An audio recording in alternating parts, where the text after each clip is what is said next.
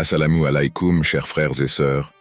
Le Ramadan approche, et c'est un moment unique où Allah ouvre les portes de sa miséricorde et déverse ses bénédictions sur nous. Mais saviez-vous que certaines invocations précises, récitées avant ce mois sacré, peuvent transformer votre vie et attirer un rique béni? Aujourd'hui, nous allons découvrir ensemble 2 duas puissants qui permettent d'attirer la subsistance et les bénédictions divines. Avant de commencer cette vidéo, n'oubliez pas de liker cette vidéo, car cela nous donne beaucoup de force pour continuer à partager de contenus bénéfiques. Et je vous invite à vous abonner à notre chaîne et d'activer la cloche de notification pour rester informé de nos prochaines publications sur l'inspiration islamique. Merci et bonne vidéo.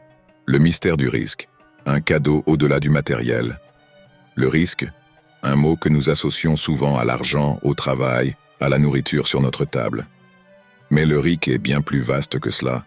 C'est tout ce qui nous est donné par Allah, une paix intérieure qui apaise les cœurs, une famille aimante, une sagesse qui éclaire nos décisions, une santé qui nous permet d'avancer. Chaque souffle que nous prenons, chaque instant de sérénité, chaque sourire échangé, tout cela fait partie du risque. Le Coran nous enseigne une vérité fondamentale. C'est Allah qui accorde largement à qui il veut sans compter. Sourate Al-Imran 3:37. Rien ne nous appartient vraiment. Tout ce que nous avons, tout ce que nous espérons obtenir vient d'Allah. Nos efforts comptent, certes, mais ils ne sont qu'un moyen à travers lequel il manifeste sa volonté. On croit souvent que c'est notre travail acharné qui nous enrichit, que c'est notre intelligence qui nous ouvre des portes. Mais combien d'hommes talentueux peinent à joindre les deux bouts, et combien d'autres, sans grande qualification, voient leur subsistance affluer sans difficulté. Le risque ne suit pas les lois humaines. Il est un mystère, un décret divin que seul Allah contrôle. La clé oubliée du risque, la gratitude. Si tout vient d'Allah, alors comment attirer davantage de bénédictions? La réponse est simple, et pourtant souvent négligée, la gratitude. Si vous êtes reconnaissant, alors je vous donnerai encore plus. Sourate Ibrahim 14:7. L'être humain a tendance à se focaliser sur ce qui lui manque. Il oublie ce qu'il possède déjà. Pourtant, le secret du risque réside dans la reconnaissance. Un cœur qui remercie voit ses bienfaits se multiplier. Un cœur ingrat, en revanche, se ferme aux bénédictions. Imagine un serviteur qui reçoit un cadeau magnifique de son maître. Au lieu de l'apprécier, il se plaint qu'il voulait quelque chose de plus grand. Son maître sera-t-il enclin à lui offrir davantage? Bien sûr que non. Allah est Al-Karim, le généreux, mais il observe comment nous accueillons ses dons. Remercier, ce n'est pas seulement dire « Alhamdulillah » du bout des lèvres. C'est ressentir une réelle gratitude dans le cœur, c'est utiliser nos bénédictions pour le bien, c'est partager ce que nous avons avec ceux qui en ont moins. Lorsque nous vivons dans cet état d'esprit, Allah ouvre pour nous des portes insoupçonnées. Le risque n'est pas seulement ce que l'on reçoit, mais aussi ce que l'on donne. Beaucoup pensent que plus on garde, plus on est riche. Mais en réalité, en islam, plus on donne, plus on reçoit. Le prophète nous a enseigné que la charité n'appauvrit jamais. Au contraire, elle purifie notre risque et attire encore plus de bénédictions. Imagine que tu as une source d'eau pure qui coule sans cesse. Si tu essaies de la bloquer, l'eau stagnera et deviendra trouble. Mais si tu la laisses couler, elle restera fraîche et abondante. Le risque fonctionne de la même manière. Lorsque nous partageons avec sincérité, Allah renouvelle continuellement nos provisions. Ainsi, si tu veux voir ton risque grandir, commence par le reconnaître, le remercier et le partager. Car en vérité, le risque n'est pas seulement une question de ce que l'on possède, mais surtout de la paix intérieure que l'on ressent avec ce que l'on a.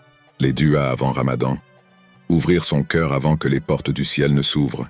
Lorsque le mois sacré approche, un frisson traverse le cœur des croyants. C'est comme une invitation céleste, un appel silencieux à la purification. Les jours précédant le Ramadan ne sont pas de simples journées en attente du jeûne. Ce sont des moments où Allah nous observe, où il attend que nous tendions la main vers lui avant qu'il n'ouvre les portes de sa miséricorde. Et votre Seigneur dit « Invoquez-moi, je vous exaucerai ». Sourate Ghafir 40-60. Les duas sont bien plus que des paroles murmurées entre deux obligations. Elles sont des ponts entre nous et Allah. Elles sont un acte d'abandon, une reconnaissance que malgré nos efforts, nous ne possédons rien et qu'Allah seul détient la clé de toutes les portes. Pourquoi les duas avant Ramadan sont-elles si puissantes?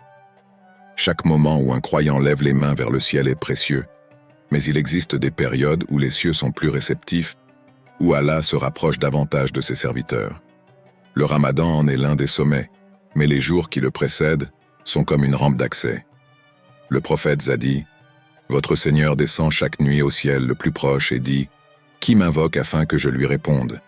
Qui me demande afin que je lui donne ? Qui implore mon pardon afin que je le lui accorde ?» Sahih Muslim.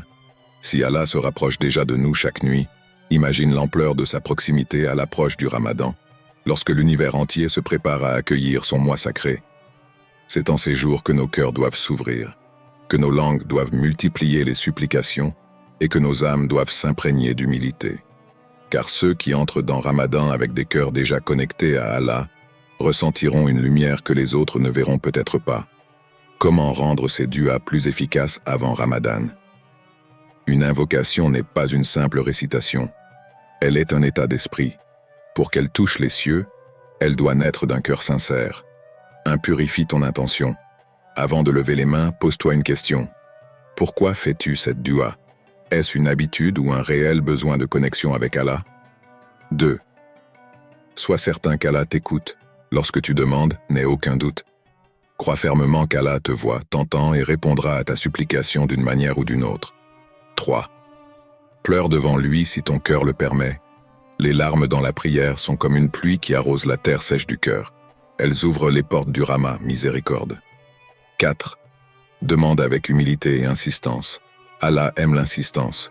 Répète tes duas encore et encore. Ce n'est pas un manque de foi, c'est une preuve que tu sais qu'il est le seul à pouvoir t'exaucer. 5. Termine toujours par la louange et l'envoi de bénédictions sur le prophète. Car Allah aime qu'on le glorifie avant de lui demander, et il aime que l'on honore son messager avant de solliciter sa générosité. Prépare ton âme, et le Ramadan te transformera. Lorsque les premiers jours du Ramadan arrivent, certains entrent dans ce mois comme des invités inattendus, pris de court. D'autres, en revanche, entrent en lui comme on entre dans une mosquée, avec le cœur déjà en prière, l'âme déjà purifiée. Et toi, comment veux-tu accueillir ce mois béni? Et quand mes serviteurs t'interrogent sur moi, alors je suis tout proche, je réponds à l'appel de celui qui m'invoque lorsqu'il m'invoque. Sourate Al-Baqarah, 286. Prépare-toi dès maintenant. Lève tes mains et invoque. Avant que le Ramadan ne commence, assure-toi d'avoir déjà ouvert ton cœur aux bénédictions qui descendront. Le risque halal, une clé pour la baraka dans ta vie. Il existe une différence profonde entre la richesse et la bénédiction. On peut posséder des montagnes d'or et ne jamais connaître la tranquillité. Et on peut avoir peu, mais ressentir une sérénité immense. Cette distinction repose sur un élément clé, la pureté du risque. Le prophète Is nous a enseigné cette invocation précieuse. Ô Allah, fais que ce qui est licite me suffise, et préserve-moi de ce qui est illicite. Accorde-moi ta richesse et éloigne-moi de toute dépendance envers autrui. Quand nous récitons cette dua, nous demandons bien plus qu'un simple gain matériel. Nous demandons une subsistance qui ne soit entachée d'aucune impureté, qui soit bénie, qui nous rapproche d'Allah et non du doute, de l'inquiétude ou du péché. Allah nous rappelle dans le Coran, « Ô vous qui avez cru, mangez des bonnes choses que nous vous avons attribuées et remerciez Allah si c'est lui que vous adorez. » Sourate Al-Baqarah 272. Le riz halal n'est pas juste une question de nourriture ou d'argent, c'est une lumière qui éclaire nos actions, une paix qui descend dans nos cœurs, un secret qui nous protège de l'inquiétude. Pourquoi le risque halal est-il une porte vers la baraka? Beaucoup cherchent l'abondance, mais peu cherchent la baraka. Pourtant, la baraka vaut 1000 fois plus que la richesse matérielle. Un morceau de pain halal nourrit mieux qu'un festin acquis par des moyens douteux. Un salaire modeste gagné avec droiture apporte plus de sérénité qu'une fortune obtenue par la tromperie. Le risque halal est une protection. Quand nos biens sont purs, notre cœur est léger. Nous n'avons pas peur que notre argent se perde, car nous savons qu'il est béni. Le risque halal renforce notre lien avec Allah. Chaque sou gagné dans l'honnêteté est un acte d'adoration. Chaque bouchée licite que nous mangeons est une bénédiction qui nourrit notre foi. Le risque halal purifie notre âme. Un argent gagné de manière illicite corrompt le cœur, même si la somme semble importante. En revanche, même un petit gain halal a une lumière en lui. Le prophète Aïs a dit, « Certes, Allah est pur et n'accepte que ce qui est pur. » Sahih Muslim. Éviter l'illicite, une preuve de foi en Allah. Parfois, nous sommes mis à l'épreuve. Nous voyons des opportunités faciles, mais illicites. Un gain rapide, une transaction douteuse, un moyen de contourner la morale. Dans ces moments, un véritable croyant se rappelle que ce qu'Allah interdit n'apportera jamais le bien. Car ce qui était gagné dans le haram finit toujours par disparaître. Soit dans la maladie, soit dans l'inquiétude, soit dans des pertes imprévues. Le prophète As a averti « Une chair nourrie par le haram ne goûtera jamais le paradis ». Tirmidhi. Celui qui place sa confiance en Allah et choisit le halal, même si son gain semble modeste, verra son risque s'ouvrir d'une manière qu'il n'aurait jamais imaginée. Et quiconque craint Allah, il lui donnera une issue favorable et il lui accordera sa subsistance d'où il ne l'attendait pas. Sourate At-Talaq, 65-2-3. Le secret du risque n'est pas dans l'effort excessif, ni dans la recherche obsessionnelle du gain. Il est dans la crainte d'Allah, la sincérité et la patience. Un risque qui libère de la dépendance aux autres. La dernière partie de cette dua est puissante. Éloigne-moi de toute dépendance envers autrui. Celui qui compte sur les gens vit dans l'incertitude. Mais celui qui compte sur Allah trouve une paix absolue. Un riz halal et béni nous libère de la dépendance matérielle et émotionnelle. Il nous apprend à vivre avec dignité, à ne pas mendier, à ne pas compromettre nos valeurs pour plaire aux autres. Ce que nous possédons ne définit pas notre valeur. C'est la manière dont nous l'avons obtenu qui témoigne de notre véritable richesse. Si tu veux voir ton risque se multiplier, cherche la pureté avant la quantité, prie avec sincérité, fais confiance à Allah, et rappelle-toi, l'argent passe mais la baraka reste. Le risque, une abondance qui ne se mesure pas en chiffres. Il y a des richesses qui remplissent les poches, mais vident les cœurs. Des fortunes qui gonflent les comptes bancaires, mais laissent l'âme en ruine. À quoi bon posséder l'or du monde, si notre cœur est enchaîné par l'inquiétude et le vide? Demander un ric abondant, c'est une chose. Mais demander un ric béni, c'est tout autre chose. L'abondance véritable ne se compte pas en pièces, mais en paix. Il y a ceux qui possèdent peu et vivent dans la quiétude, et d'autres qui possèdent tout, mais sont consumés par l'anxiété. Ainsi, cette invocation ne cherche pas seulement une large subsistance, mais une subsistance pure et pleine de baraka. Car la bénédiction transforme le peu en abondance, et l'abondance sans bénédiction devient un fardeau. Allah nous rappelle dans le Saint-Coran, « Si les habitants des cités avaient cru et avaient eu la piété, nous leur aurions certainement accordé des bénédictions du ciel et de la terre. » Sourate Al-Araf 796. Il ne s'agit donc pas uniquement de recevoir, mais de recevoir avec sincérité, intégrité et gratitude. Un ric béni, c'est un pain simple qui nourrit l'âme, une maison modeste qui abrite la sérénité, un revenu honnête qui ne porte pas le poids de l'injustice. Lorsque nous demandons à Allah un ric large et béni, nous lui demandons de remplir notre subsistance de lumière, d'éloigner de nous le haram, et de nous permettre d'utiliser ce que nous recevons dans ce qui rapproche de lui, et non dans ce qui éloigne. Combien de gens possèdent l'abondance mais ne connaissent pas la paix? Et combien d'autres vivent avec peu, mais respirent une tranquillité que l'or ne saurait acheter? Car au final, ce qui compte n'est pas combien nous avons, mais comment cela nous rapproche d'Allah. L'invocation. Une voix qui s'élève, un cœur qui s'ouvre. Il y a ceux qui murmurent des invocations du bout des lèvres, et ceux qui les font jaillir du plus profond de leur être. Quelle est la différence? La sincérité. L'invocation n'est pas une simple répétition de mots.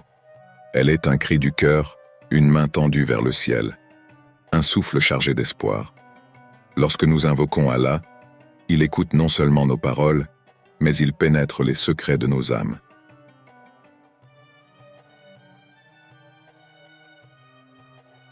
Le prophète As nous a enseigné « Invoquez Allah en étant certain de l'exaucement ». Tirmidhi. Certain, pas dans le doute, pas en murmurant une prière avec l'appréhension qu'elle reste sans réponse.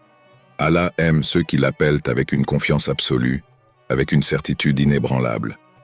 Chaque doua est un acte de foi, une preuve que nous reconnaissons qu'Allah est l'unique dispensateur, celui qui donne sans limite, celui qui entend même les soupirs silencieux. Mais l'invocation demande aussi de la persévérance. Parfois nous demandons et la réponse tarde. Nous prions et l'attente nous semble longue. Devons-nous abandonner? Non. Allah teste notre patience, Il veut voir jusqu'où va notre confiance en lui. Car la réponse à notre dua peut être immédiate, différée, ou remplacée par un bien plus grand. Ce que nous croyons être un retard n'est en réalité qu'un plan divin en train de se dérouler. Le Coran nous rappelle avec puissance. Et votre Seigneur a dit, « Invoquez-moi, je vous exaucerai. » Sourate Ghafir 40-60. Chaque prière sincère trouve son chemin. Aucune invocation ne se perd. Aucune larme versée dans la solitude n'est ignorée. Chaque parole adressée à Allah est entendue, et chaque demande, même si elle ne semble pas exaucée immédiatement, est soigneusement gardée par lui. Alors invoquons, avec un cœur sincère, avec une persévérance inébranlable et surtout, avec une foi absolue en celui qui ne déçoit jamais ceux qui espèrent en lui. Ramadan, une porte qui s'ouvre, un cœur qui se prépare. Le Ramadan n'est pas un simple passage dans l'année. C'est une invitation sacrée, un mois où les cœurs sont purifiés, où les âmes retrouvent leur élan, où chaque souffle est une occasion de se rapprocher d'Allah. Mais comment entrer dans ce mois béni sans s'y être préparé? Comment espérer cueillir ses fruits si le sol de notre cœur n'a pas été labouré par la prière et l'invocation? Faire ses duas avant Ramadan, c'est ouvrir la porte aux bénédictions avant même qu'elles n'arrivent. C'est purifier notre intention, fortifier notre foi, et demander à Allah de nous accorder un mois où chaque instant est rempli de lumière. Le prophète nous a enseigné l'importance de se préparer spirituellement pour Ramadan bien avant son arrivée. Nos invocations ne sont pas de simples supplications, elles sont des clés qui ouvrent les portes de la miséricorde. Le Coran nous rappelle avec douceur, « Et quand mes serviteurs t'interrogent sur moi, alors je suis tout proche, je réponds à l'appel de celui qui m'invoque quand il m'invoque. » Sourate Al-Baqarah 286. Ainsi, répéter ces duas, c'est déjà entrer dans la spiritualité du mois de jeûne. C'est cultiver en nous la gratitude, la confiance, la sérénité. C'est commencer à nettoyer notre cœur pour qu'il soit prêt à accueillir les jours et les nuits où chaque prière, chaque effort, chaque souffle peut devenir un acte d'adoration. Le Ramadan n'est pas seulement un mois de jeûne du corps, c'est un mois de nourriture pour l'âme. Et cette nourriture commence dès maintenant, par l'invocation, par le retour à Allah, par le désir sincère de vivre un Ramadan béni et transformateur. Alors levons nos mains et demandons, « Ô Allah, accorde-nous un Ramadan où nos cœurs seront remplis de lumière, où nos âmes goûteront à la douceur de ton rappel, et où nos invocations seront exaucées par ta miséricorde infinie. » Quand les cœurs invoquent, Allah répond. Il y a des prières qui montent vers le ciel et redescendent sous forme de miracles. Des supplications murmurées dans l'obscurité qui finissent par illuminer une vie entière. L'invocation, lorsqu'elle est faite avec sincérité, porte une puissance que l'on ne peut imaginer. Fatima en sait quelque chose. Submergée par des difficultés financières, elle avait perdu espoir. Chaque jour était une lutte pour nourrir ses enfants, pour payer les factures qui s'accumulaient. Mais au lieu de céder au désespoir, elle a levé ses mains et a demandé à Allah un risque béni.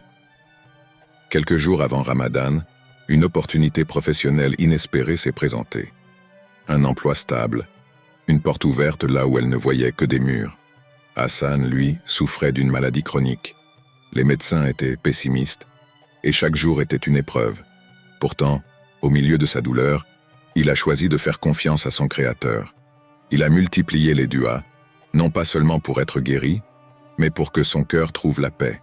Et son état s'est amélioré de façon inattendue. Allah lui a donné plus que ce qu'il demandait. Une force intérieure, une sérénité qu'aucun traitement ne pouvait offrir. Quant à Layla, ses dettes l'étouffaient. Chaque mois, elle voyait les chiffres grimper, et chaque nuit, elle priait en larmes. Elle a persévéré dans ses invocations, croyant fermement qu'Allah lui ouvrirait une issue. Un matin, le téléphone a sonné, une proposition professionnelle qu'elle n'attendait plus. Un emploi qui non seulement lui permettrait de rembourser ses dettes, mais qui lui offrait une stabilité qu'elle n'avait jamais connue. Allah nous le rappelle avec puissance dans le Coran. Et quiconque craint Allah, il lui donnera une issue favorable, et il lui accordera une subsistance d'où il ne s'attendait pas. Sourate At-Talaq 65, 2-3. Ces témoignages ne sont pas des coïncidences. Ce sont des signes, des preuves que l'invocation est une arme puissante. Peut-être qu'aujourd'hui, nous traversons une difficulté, un doute, une épreuve. Mais si nous invoquons Allah avec sincérité, si nous croyons en sa sagesse, alors la réponse viendra. Peut-être pas sous la forme que nous attendons, mais toujours de la meilleure manière possible. Prière avant de terminer, élevons nos mains et invoquons ensemble Allah. Ô Allah, toi qui es le généreux, accorde-nous un rique pur, large et béni. Éloigne-nous de l'illicite et remplis nos cœurs de gratitude. Fais de ce Ramadan un mois de lumière, de pardon et d'abondance pour nous et nos familles. Amin. Qu'Allah vous accorde un risque béni et un Ramadan rempli de miséricorde. N'oubliez pas de partager cette vidéo pour aider d'autres croyants à profiter de ses bienfaits.